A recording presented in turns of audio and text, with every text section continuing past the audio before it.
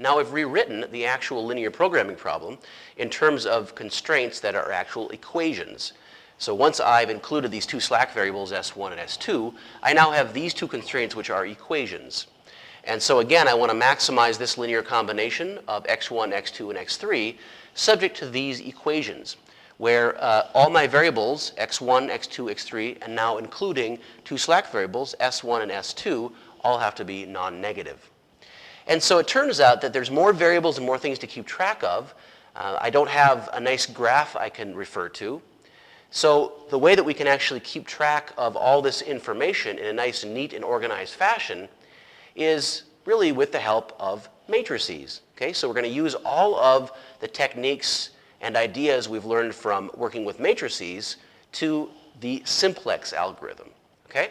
So in particular, I want to create a matrix that looks like this, where each one of these columns corresponds to every one of the variables, including the variable I'm trying to maximize, which is z.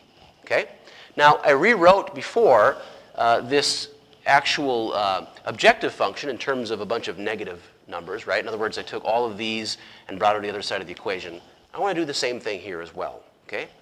And I just write down each one of the coefficients in each one of these two actual equations, which of course are my constraints. And I just want to write it down in this sort of matrix looking object here. Okay, this just helps me keep track of what is going on, and this is going to be sort of the key to the algorithm, is to very carefully keep track of all of the information in the actual problem. Okay, so let me write down this information and fill out this table. Okay? In particular, if I'm looking at the first constraint, which is again an equation, this vertical bar again indicates an equal sign, like it does for the augmented matrix we talked about before, right? So let's go ahead and do that. So in the first actual constraint, I have a 1 in the coefficient for x1. So there's a 1 here. There's a 1 in coefficient x2, a 1 over here in x3, and a 1 in slack variable 1. But there's no slack variable 2, right? There's a 0 there. And there's no z over here as well, so there's a 0 in the z. And it's equal to 100. Okay? Similarly, I can do the same thing for the second equality constraint. Again, the coefficient for the x1 is a 10 here. It's a 4 over here, a 7. There's no s1 in this equation, so it's a 0 for the s1. There's one s2, there's a 1, and there's a 0. There's no z's, right, because there's a 0 in front of the z, 0 coefficient. And it's equal to 500. And at the very end, we can write down the actual objective function. Recall that we wrote this with taking these variables and brought it to the other side of the equation. Okay? So I'm going to do that here. I'm going to say, if I rewrite this, maybe I should do that right here. I'm going to have minus 120x1 minus 40x2 minus 60x3 plus z is equal to 0. Okay, so I have another equation. That equation is going to go down here. This is what our objective is, down below the horizontal line I've drawn here. So x1, well, we've got minus 120. We've got a minus 40 over here in front of the x2, a minus 60 in front of the x3. There's no s1s or s2s in my objective equation here. So I'm going to have 0 and 0, but there's 1 in front of the z, so there's a 1, and it's equal to 0, so I'm going to put a 0 here again. Okay? So again, this is just like an augmented matrix, in that the vertical bar indicates an equal sign, and each row indicates one of the equations. Okay? The two equations on top of this horizontal bar indicate the two equation constraints, okay, with my slack variables to make them equations. And the row below this horizontal line I've drawn indicates the actual objective function written in this way, okay, where again you have minus 120x1, minus 40x2, minus 60x3, minus 120, minus 40, minus 60. There's no s1, there's no s2, there's one z here, right, plus z, and it's equal to 0.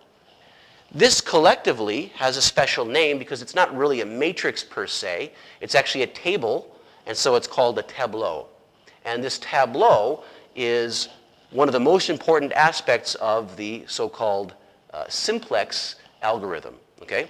So it's called the tableau. This is a tableau, and it just is going to keep track of all of the constraints and the objective function for us. And what we're going to do is, in order to go through this algorithm, we're going to just use usual row operations that we developed when we talked about matrices. Okay? It's the same exact thing. And when we do that, we can actually come up with a solution in a very systematic way. And the actual algorithm, the systematic algorithm that we'll come up with, is called the Simplex method. I've rewritten our linear programming problem in terms of the tableau that we developed a minute ago. The tableau will be our main tool we're going to use for the Simplex method.